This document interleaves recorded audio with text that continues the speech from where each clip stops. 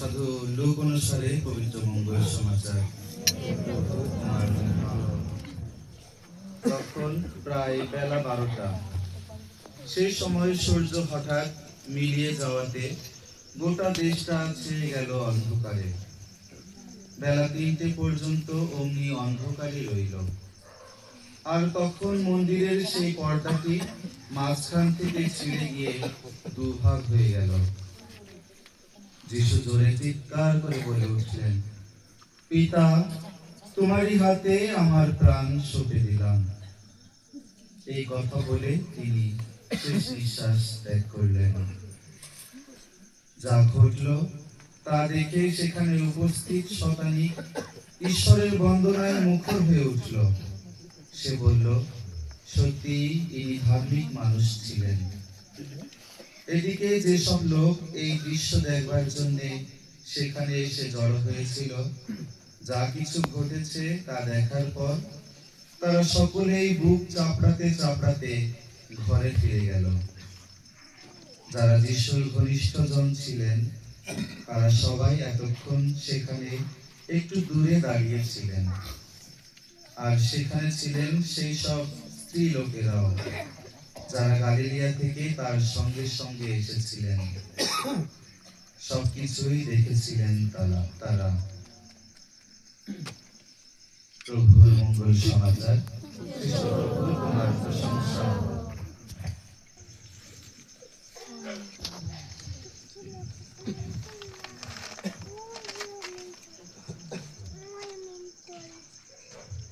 খ্রিস্টে শ্রদ্ধেয় স্নেহের প্রিয়জনেরা,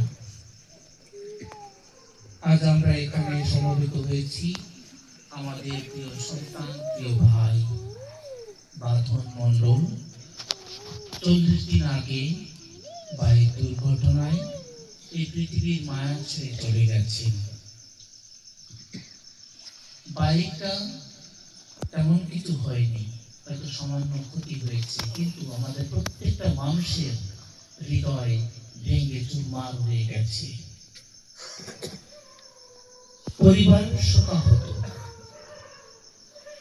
হতবাক। আমরা প্রশ্ন করেছি, কেন এমন হলো? আজকে মঙ্গল সমাচার আমাদের কাছে একটা আশার বাণী দিচ্ছেন। আমরা শুনেছি যীশু খ্রিস্ট তিনি ক্রুশের উপর মৃত্যুবরণ করেছেন। এমন একটা সময় যীশু দুপুর 12টা থেকে বিকাল 3টা পর্যন্ত সেই ক্রুশের উপর ছিল। আর ঠিক ওই 3টার দিকেই কিন্তু বাঁধন মারা যায়। আমি তখন খুলনা থেকে আসছিলাম। আমাদের ব্রাদার আমাকে ফোন দিয়ে বললেন যে এরকম ঘটনা ঘটেছে, আপনারা সাবধানে আসবেন। তখন আমার খুব খারাপ লাগলো, এটা কি করে সম্ভব? আর ওই মুহূর্তটা যিশু যখন ক্রুশে ছিলেন, তখন সারা পৃথিবী সেখানে অন্ধকার নেমে এসেছিল। একটা স্তব্ধতা, একটা অন্ধকার, একটা শোক সবার মধ্যে উপলব্ধি করতে পেরেছি। সেই মুহূর্তে যিশু উচ্চস্বরে বললেন, পিতা, তোমার হাতে আমি আমার আত্মা সমর্পণ করছি। প্রিয়জনেরা, মৃত্যু কখনো সহজ নয়। বিশেষ করে যখন একজন তরুণ মৃত্যুকে বরণ করে অকালে চলে যায়, তখন আমাদের হৃদয়টা ভেঙে চুরমার হয়ে যায়। এটা কি করে সম্ভব? একজন যুবক, তার স্বপ্ন ছিল, তার আশা ছিল, তার ভবিষ্যৎ ছিল, পরিবার গঠন করেছে। 1 বছর বিবাহের 1 বছরের মাথায় একই দিনে তার মৃত্যু হলো। এটা আমাদেরকে আরো কষ্ট দিয়েছে, আমাদের হৃদয়টাকে আরো ব্যথায় আমাদেরকে দুর্বল করে ফেলেছে। কিন্তু আজকে মঙ্গল সমাচার আমাদের শেখায় মৃত্যু শেষ কথা নয়। মাঝেও ঈশ্বর আছেন।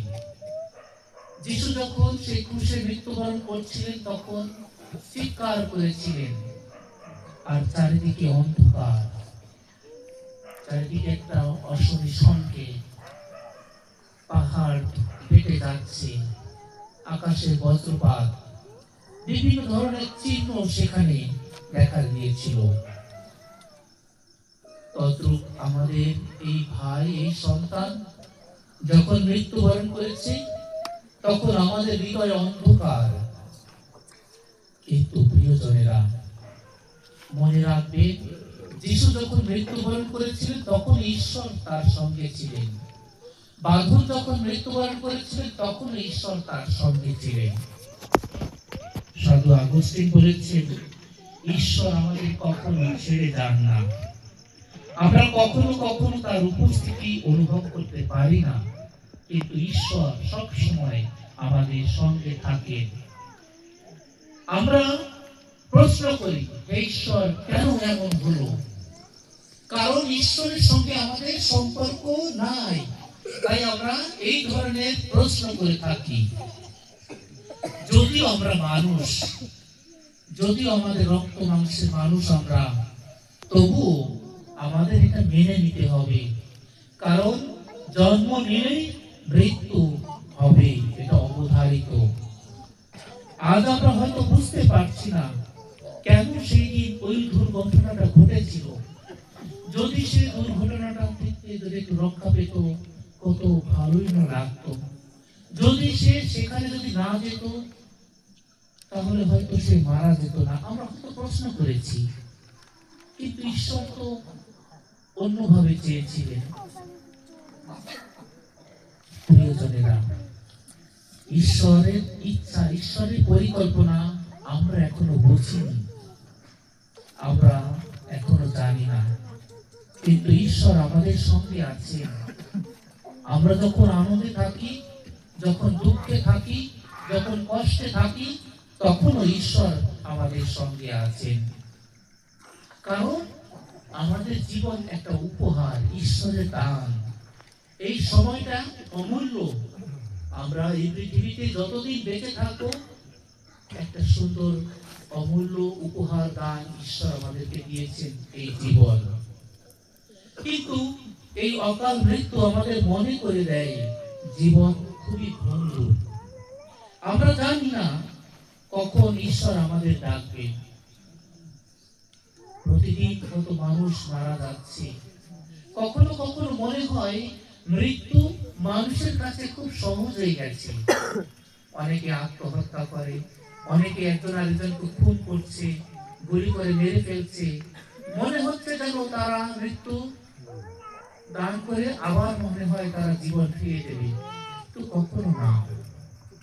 জীবন ফিরিয়ে আনবে তখনই যখন একজন মানুষ বিশ্বাসপূর্ণ জীবন দিয়ে মৃত্যুবরণ করবে এবং শেষ দিনে মৃত্যুর পরে ঈশ্বর রাজ্যে প্রবেশ করবে, তখনই হবে তার অনন্ত জীবন।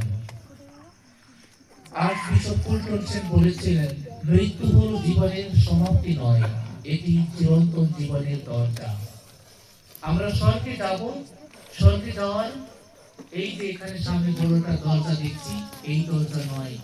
ঘরে অনেকগুলো দরজা আছে, ঘরে দরজা পার করে আমরা স্বর্গে যাব, সেই দরজা নয়। গির্জায় যখন যাব, প্রবেশ করব, সেই দরজা নয়। এই দরজা হলো বিশ্বাসের দরজা। এই দরজা আমাদেরকে নিয়ে যাবে অনন্ত রাজ্যে। আমাদের এই সন্তান বাঁধন, সে বিশ্বাস করেছে খ্রিস্টকে, সে বিশ্বাস করেছে ঈশ্বরকে, এজন্য সে দীক্ষিত হয়েছিল, এজন্য সে বিভিন্ন সাক্রামেন্ট গ্রহণ করেছিল। তাই তার সঙ্গে আমরা একাত্ম হয়েছি। আজকে আমরা তার মৃত্যুতে শোকাহত, কারণ তিনি দীক্ষিত হয়েছিলেন, আমরাও দীক্ষিত হয়েছি। তিনি মানুষ ছিলেন, আমরাও মানুষ। তিনি ঈশ্বরের বাণী শুনেছিলেন, আমরাও ঈশ্বরের বাণী শুনি। তিনি বিভিন্ন সংস্কার গ্রহণ করেছেন, আমরাও সংস্কার কষ্ট দিচ্ছি, কারণ আত্মায় আমরা এক। অর্থহীন ছিল না হয়তোবা, আমরা মনে করি হে ঈশ্বর, কেন এই অল্প বয়সে সে মারা গেল? তার হাসি, তার ভালোবাসা, তার সেবামূলক কাজ, তার সুন্দর চেহারা, সৌন্দর্য, সবকিছু প্রত্যেকটা মানুষের হৃদয়কে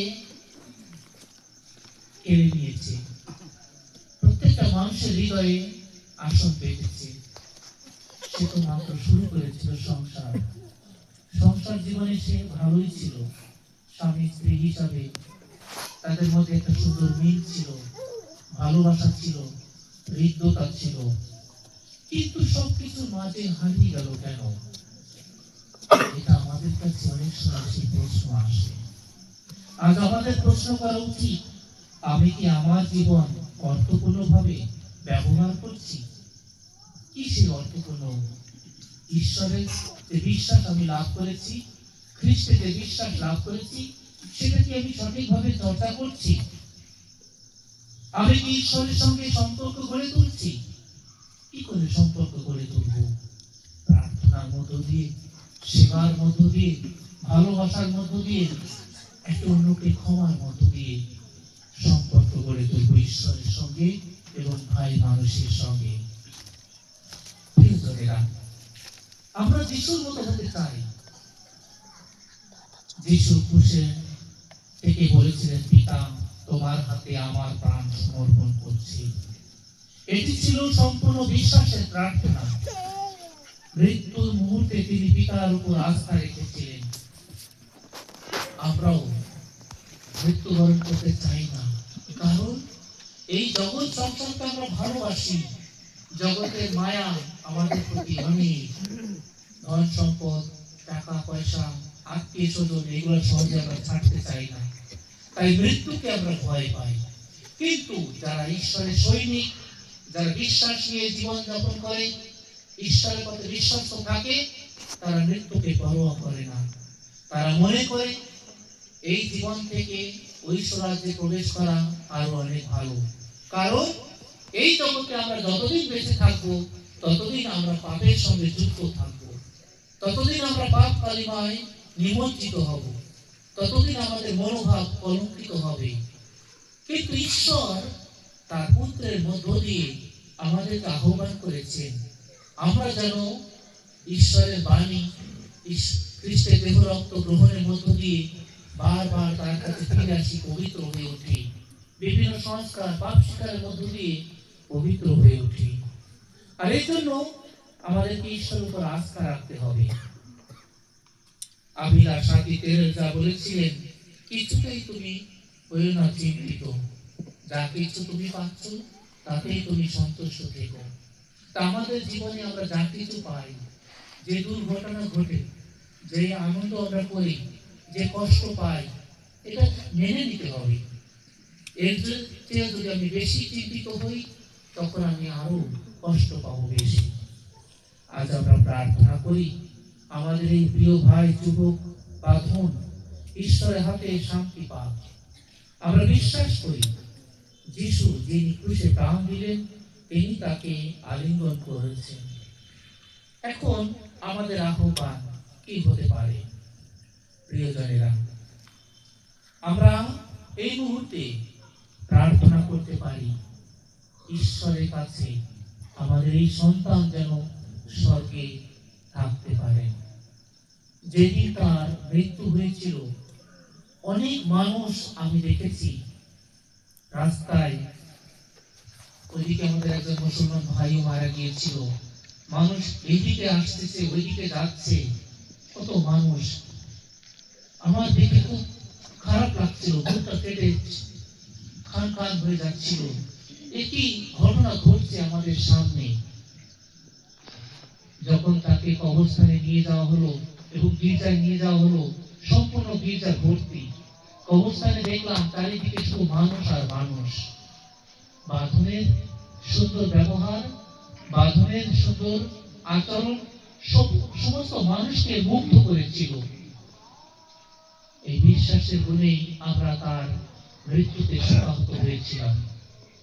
আজকে আমরা এখানে সমবেত হয়েছি, বাঁধনের বাবা খুব সহজেই সুন্দরভাবে বলেছেন, হয়তো বুকের ভিতর তার হৃদয় ভেঙে চুরমার হয়ে যাচ্ছে, কিন্তু আর কত কাজ বেশি।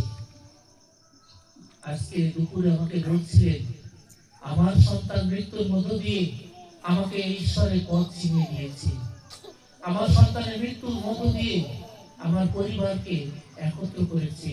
আমার আত্মীয় স্বজনের সঙ্গে আমি আরো কাছে থাকতে পারছি, আমি যিশুর কাছে আসতে পারছি, মানুষের সেবা করার একটা সুযোগ আমি পাচ্ছি। তার এই অনুভূতিটা তিনি প্রকাশ করেছিলেন আমার কাছে। তিনি আরো বলেছিলেন আমার সন্তান অর্থাৎ বাঁধন, তার যে এই চল্লিশা অনেক মানুষ সহযোগিতা করেছেন, সেটা প্রমাণ এখন আপনারা দেখতে পাচ্ছেন। চারিদিকে শুধু মানুষ। গতকাল থেকে আজকে অবধি পর্যন্ত অনেক মানুষের এখানে সমাগম, কারণ এই সন্তানকে আপনারা ভালোবাসতেন, শ্রদ্ধা করতেন, সম্মান করতেন, তাকে সত্যের পথ দেখিয়েছেন, বিশ্বাসের আলো পথে নিয়ে গেছেন। সেই জন্য আপনারা তার পিতা মাতা, তার বোন, ভগ্নিপতি, আত্মীয় স্বজনের সঙ্গে আপনারা একাত্ম হয়েছেন। তার এই যে 40 ঈশ্বর সবকিছু জুগিয়ে দিয়েছেন। যে ট্রাকে ধাক্কায় মৃত্যুবরণ করেছেন সেই মালিক তাদের পরিবারকে যথেষ্ট সময় দিয়েছে, সবসময় ফোন দিয়ে জিজ্ঞাসা করেছে, সবসময় তাদের খবর নিয়েছে। আজকের দিনে তারা অনেকভাবে অংশগ্রহণ করেছে, প্রার্থনায়, খাবার দাবারে, সবকিছুতে। এই পরিবার অনেক কৃতজ্ঞ। তাই প্রিয়জনেরা, আপনারা সকলে তার জন্য প্রার্থনা করবেন, আমরাও প্রার্থনা করব এই সন্তান যেন ঈশ্বরের স্বর্গে বাস করতে পারে এবং স্বর্গ থেকে যেন আমাদের প্রত্যেককে আশীর্বাদ করে।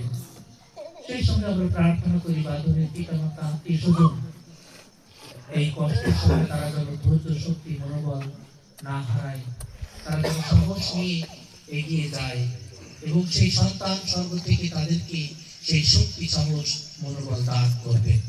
পিতা পরমেশ্বর আমাদের প্রত্যেককে আশীর্বাদ দান করুন।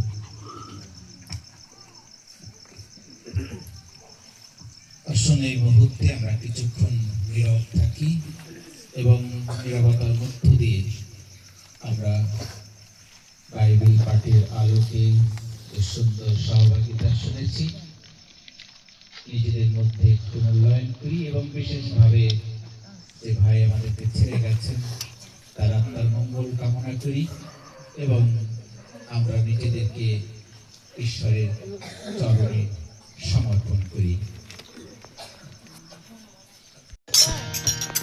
তার বাবা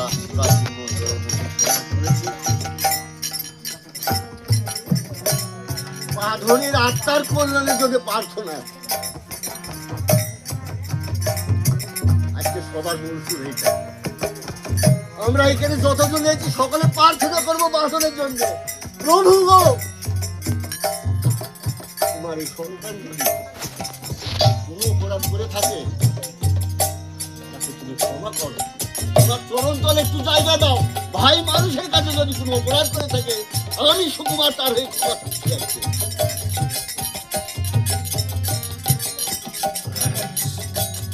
সকল তাকে ক্ষমা দেবেন, পিতা ঈশ্বরের কাছে প্রার্থনা করবেন।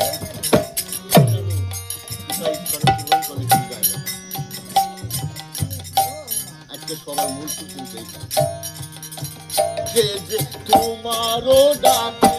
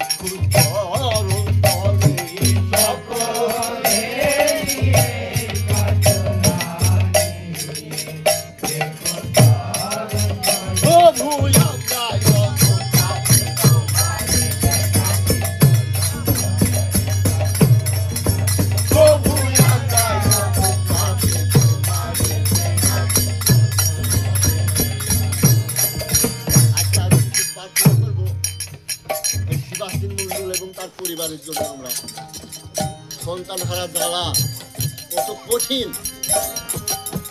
যে বাবা মা সন্তান হারিয়েছে তারাই জানে এই জন্ম কত বেদনাদায়ক। ঈশ্বর তাদের শক্তি দিক, তাদের পাশে দাঁড়ান। তারা যেন তাই বাঁধন মন্ডলকে ভুলে গিয়ে পিতা ঈশ্বরের চরণ তলে আরো প্রার্থনা করে তাদের পরিবার যেন ভালো থাকে। ঈশ্বর যেন তাদের সন্তান হারিয়েছে সেই সান্ত্বনা দিয়ে তাদেরকে সান্ত্বনা করতে পারে। ফেলে দিও না, ফেলে দিও না, ফেলে দিও না, ফেলে দিও না, ওরে পাপীর বন্ধু বিপাশিন্দু, ফেলে দিও না, পাপীর বন্ধু বিপাশিন্দু, ফেলে দিও না, ওরে পাপ অপরাধ ক্ষমা করো, ফেলে দিও না, পাপ অপরাধ ক্ষমা করো, ফেলে দিও না, পাপী বড় ভালোবাসো, ফেলে দিও না, পাপী বড় ভালোবাসো, ফেলে দিও না, পাপ অপরাধ ক্ষমা করো, ফেলে দিও না, পাপ অপরাধ ক্ষমা করো, ফেলে দিও না, সকলেরই এই প্রার্থনা, ফেলে দিও না, সকলেরই এই প্রার্থনা, ফেলে দিও না, ফেলে দিও না, ফেলে দিও না, ফেলে দিও না, পাপীর বন্ধু কৃপা সিন্ধু, ফেলে দিও না, পাপীর বন্ধু কৃপা সিন্ধু, ফেলে দিও না, পাপ অপরাধ ক্ষমা করো, ফেলে দিও না, পাপ অপরাধ ক্ষমা করো, ফেলে দিও না, পাপীর বন্ধু কৃপা সিন্ধু, ফেলে দিও না, পাপীর বন্ধু কৃপা সিন্ধু, ফেলে দিও না, পাপী বড় ভালোবাসো, ফেলে দিও না, পাপী বড় ভালোবাসো,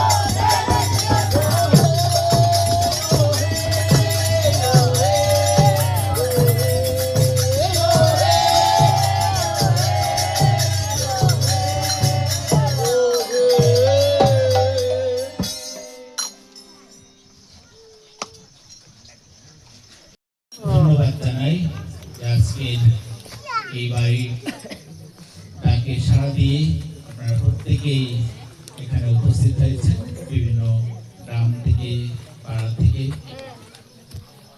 ধন্যবাদ জানাই পিতা ঈশ্বরকে, যিনি আমাদের সুন্দর সুযোগ করে দিয়েছিলেন 1 থেকে 1.5 ঘন্টা তার গৌরব কীর্তন প্রশংসা করার জন্য।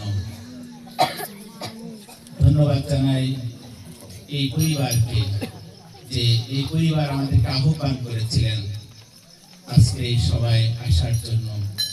সেই বাঁধন আমাদেরকে একত্রে বাঁধার জন্য, পিতার সঙ্গে মিলন করার জন্য আমাদের সুন্দর সুযোগ করে দিয়েছিলেন। সেজন্য ধন্যবাদ জানাই সদীয় ফাদারকে, যে তিনি সুন্দর সহভাগিতার মধ্য দিয়ে আমাদের হৃদয় দ্বার খুলে দিয়েছেন, ঈশ্বরের প্রতি আমাদের বিশ্বাসকে আরো গভীরতর করে তুলেছেন। কীর্তন দল ভাইদেরকেও ধন্যবাদ জানাই, যে তাদের সুকণ্ঠ গানের মধ্য দিয়ে, সবকিছুর মধ্য দিয়ে আজকের এই সভাকে প্রাণবন্ত করে তুলেছেন। আমরা এইভাবেই যেন প্রতিটি সভায় অংশগ্রহণের মধ্য দিয়ে নিজেদেরকে প্রস্তুত করে তুলতে পারি এবং আমাদের বিশ্বাসের যাত্রায় এগিয়ে যেতে পারি।